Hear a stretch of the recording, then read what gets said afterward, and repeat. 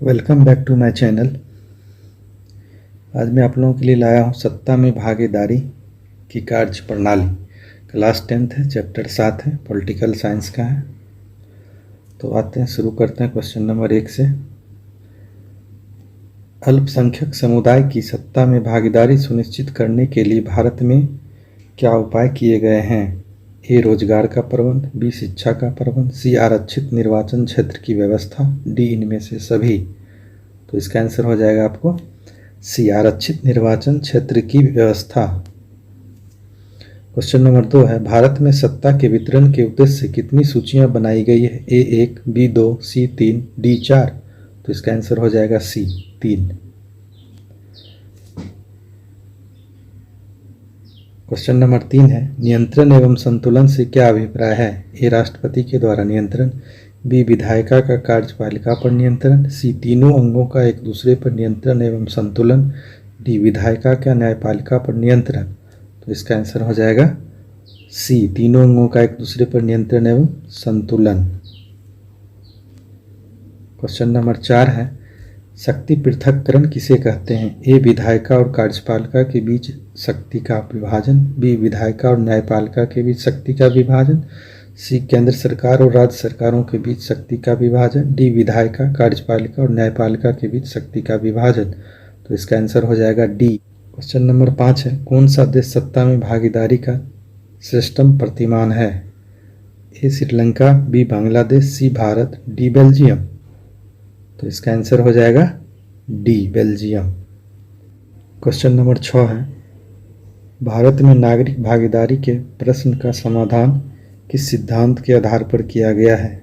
ए. धर्मनिरपेक्षता, बी. अवसर की समानता, सी. संख्या बल, डी. इनमें से सभी। तो इसका आंसर हो जाएगा बी. अवसर की समानता। क्वेश्चन नंबर 7 है, श्रीलंका में तमिल भाषियों के असंतोष का क्या कारण है? ए. तमिल को सत्ता में कम भागीदारी, बी. अल्पसंख्यक तमिल के हितों की अनदेखी, सी. सिंहलियों को शासन के क्षेत्रों में अधिक भागीदारी, डी. इनमें से सभी।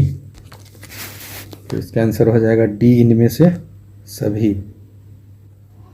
क्वेश्चन नंबर 8 है, बेल्जियम की विधायिका में कानून बनाने की क्या शर्त है? ए.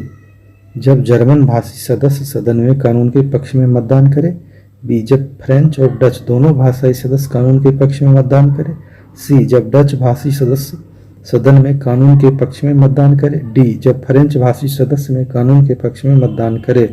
तो इसका आंसर हो जाएगा सी। क्वेश्चन नंबर 9 है, बेल्जियम की केंद्रीय सरकार में किन किन मंत्रियों की संख्या बराबर रखने का प्रावधान किया गया है? ए. फ्रेंच और जर्मन भाषी, बी. डच तथा फ्रेंच भाषी, सी. डच और जर्मन भाषी, डी. इनमें कोई नहीं। तो इसका आंसर हो जाएगा डच तथा फ्रेंच भाषी।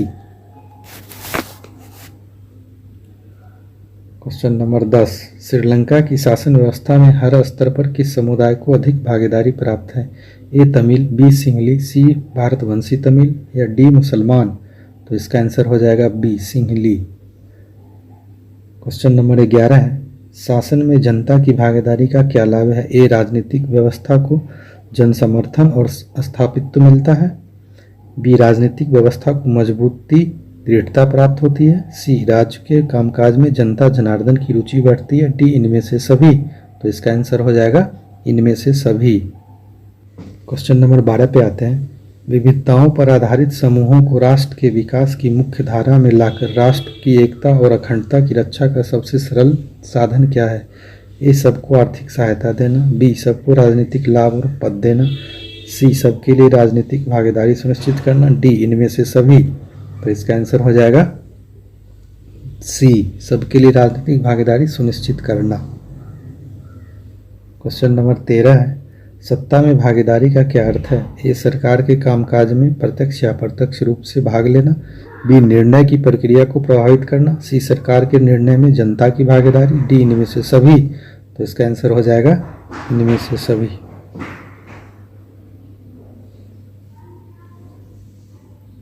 क्वेश्चन नंबर 14, सत्ता में भागीदारी क्यों महत्वपूर्ण होती है?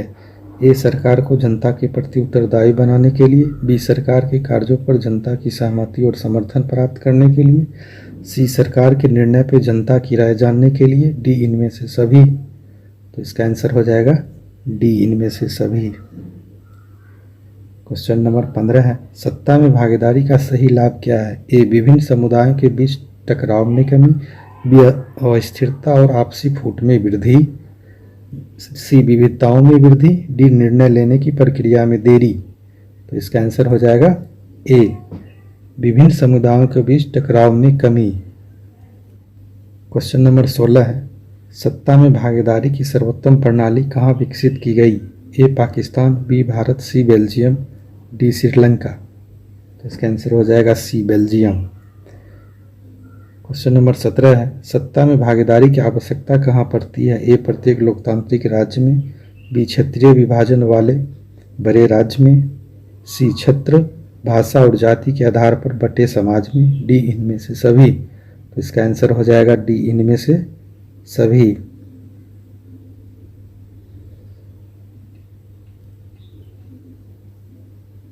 क्वेश्चन नंबर 18 है, बेल्जियम में सत्ता में भागीदारी के संदर्भ में सही कथन क्या है?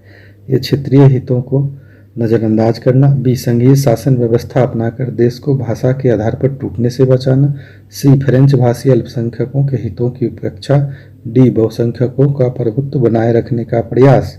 तो इसका आंसर हो जाएगा बी संघीय शासन व्यवस्था अपनाकर देश की भाषा के आधार पर टूटने से बचाना। क्वेश्चन नंबर 19, श्रीलंका में सत्ता में भागीदारी से संबंधित सही कथन क्या है?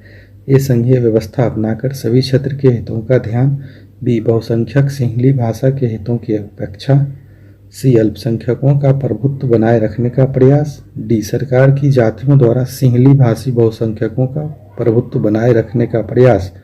तो इसका आंसर हो जाएगा 19 का डी।